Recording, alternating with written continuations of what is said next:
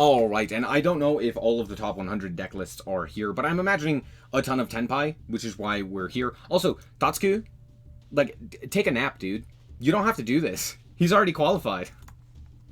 Am I wrong? Is this not Tatsuku? I'm pretty sure it is. Anyway, yeah, it's Tenpai. Wow, are we surprised? Nope, not in the slightest. Tenpai, Yubel, Snake Eye Fire King. Literally, in that order, I think I said, these are the top decks. And look at that. Wow, that's crazy. Anyway, we have Ritual Beast is branded. Branded players are psychotic, so I'm not really too surprised here. We have more Tenpai. We have Ritual Beast again, which is kind of surprising.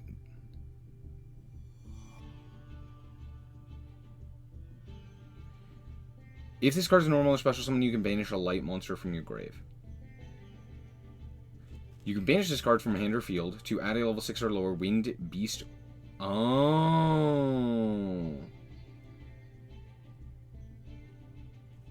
I get it. Crazy tech, though. Crazy, wild, strange tech. I get it. I don't like it, but I do get it. Also, Judgment and Skill Drain in the main deck. That's how much Tenpai was a problem. Tier also popping up, again, not really too surprising. Voice and Lab as well. More branded, again, not surprising. Branded players are criminally insane. We have an FTK deck. Surprised, genuinely surprised there were no hits to Gimmick Puppet.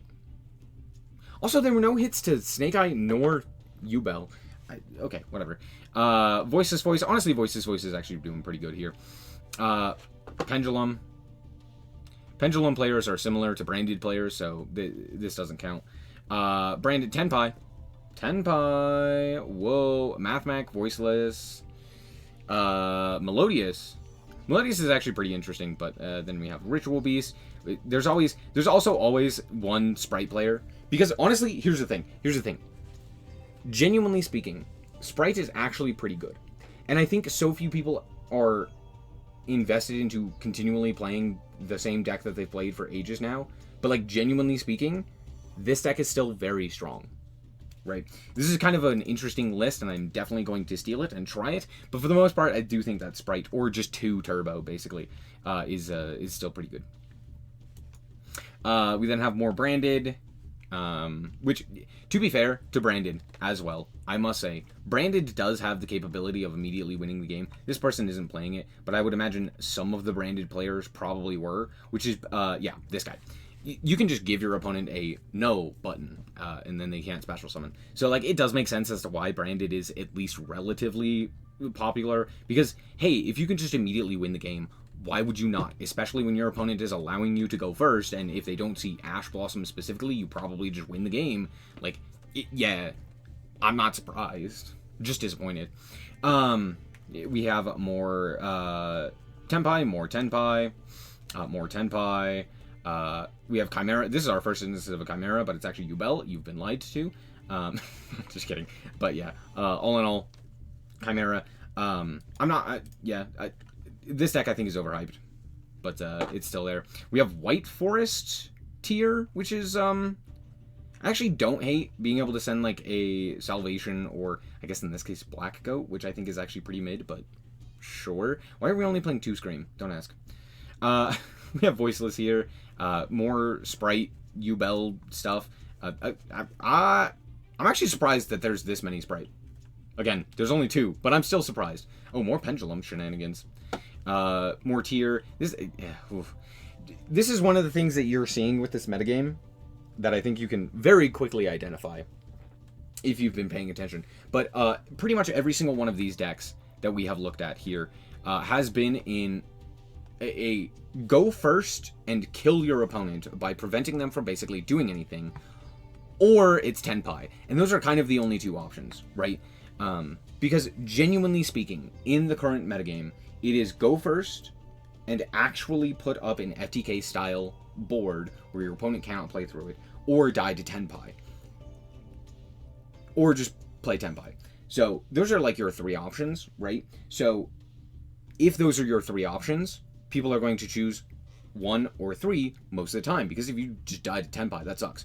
So yeah, for the most part, a lot of these decks are just, especially like the pendulum stuff, or like the 60 card tier shenanigans, or stuff like that, is just kind of, hey, what if I mean, even this, main decking Solemn Judgment and Strike, because, hey, if my opponent half of the time gives me going first, and then the other half of the time I'm winning, like half the time I win the coin flip, and then the times where I don't win the coin flip, half of that time my opponent gives me going first. Yeah, why not play the going first card? That immediately shuts down like half of the decks. Why, just win the coin flip. Yeah, that's pretty much it. Also, this card being legal is a crime, and the fact that it is not banned makes me sad. We have more Ritual Beast. Honestly, this is such a cool tech. I need to try this. We have more Tenpai, more Tenpai, more Tenpai, more Tenpai, more Pendulum shenanigan bull stuff. Voiceless is honestly one of the biggest upgrades right now. I think it's really, really strong, just in general right now. And then we have Tenpai. One Vajra. We are playing with fire. Holy. More stun your opponent. Tenpai and Mathmech, aka just going first, Tenpai. I despise Mathmech. Just Lightsworn Teeter. Just like a... Huh. Oh, no, it is the FTK. Okay, that makes sense. Yeah. As I said, you're either FTKing your opponent or you're FTKing your opponent in a different way if you go first. Yeah, cool. Yeah, certainly fun. Oh, jeez. Wow, I'm so glad I did not play this event. Oh, cool. What a great event. What a 10 out of 10 event. Oh, man. Oh, yeah. Yeah, this looks great. Dino made it into the top 100. Wow, that's... Ooh, wow, that's how you know it's bad. Ooh. Ooh. Oh my gosh, it got worse. Wow, I didn't think Chimera could be worse. Holy... Wow. There are so many Pendulum players. And I know every single one of them is ending on, like... Yeah. No! No. You know it's bad when the opponent is playing Trigate Wizard in their extra. Because you know this guy is making it onto the board. And that's a problem. Ooh. Ooh. Ooh. Yeah, we should not look at these. These are... Oof.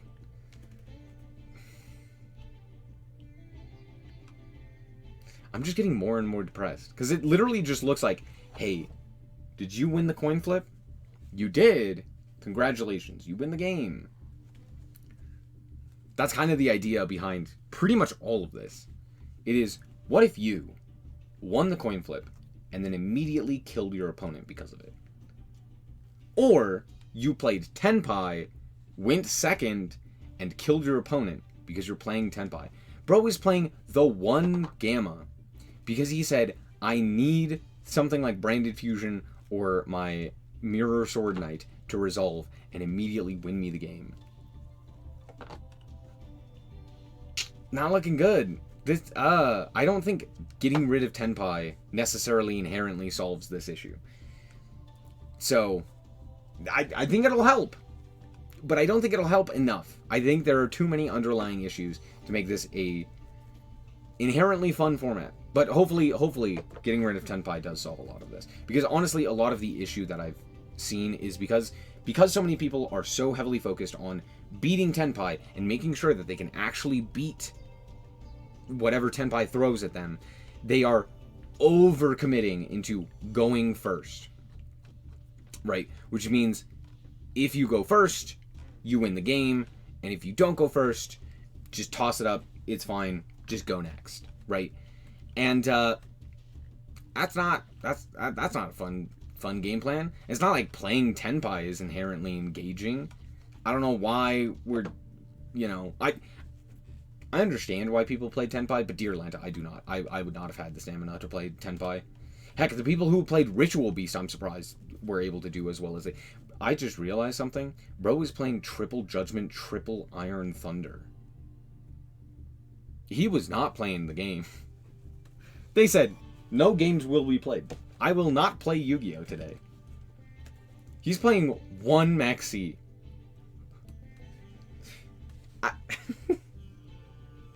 Yu-Gi-Oh! Is not a game to be played. Woohoo, baby. Oh, man. The more I look at these lists... Like, okay. To be fair, top 4. The top 4 deck lists, I genuinely think are fine. Right? Even the Tenpai deck list, I'm like, yeah, that's a standard Tenpai deck list.